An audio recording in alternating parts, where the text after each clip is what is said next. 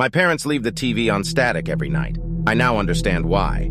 Throughout my entire life, my parents have always left the TV on static at night. We are demanded that we leave no devices running in the living room and that we never go into the living room from the times 1 a.m. to 6 a.m. When me and my sister were kids and very curious, our parents had to give us sleeping pills to keep us asleep so we didn't go down. They put alarms in case we were near the stairs at night. Alarms that were loud enough to wake my parents up, but not loud enough for anyone else in any other rooms to hear.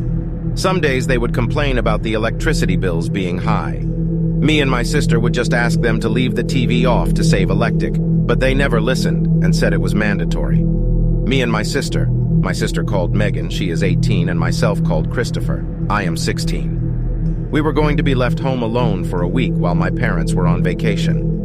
Every night while my parents were gone, my sister had the responsibility of leaving the TV on. On the third day of my parents being gone, I left my Alexa plugged into the wall and it was still running.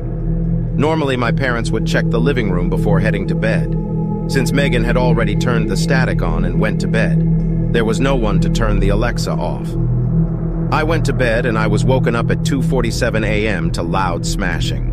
I got up and went to the stairs to go down and see what the commotion was. My sister grabbed me by the arm and she was already standing crouched by the hallway beside the stairs.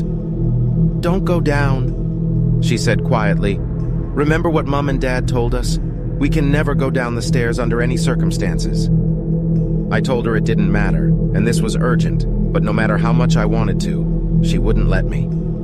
Around 20 minutes later, the sound stopped and my sister went to her room but laid there awake. I, on the other hand, pretended to go back to sleep but snuck by and went down the stairs.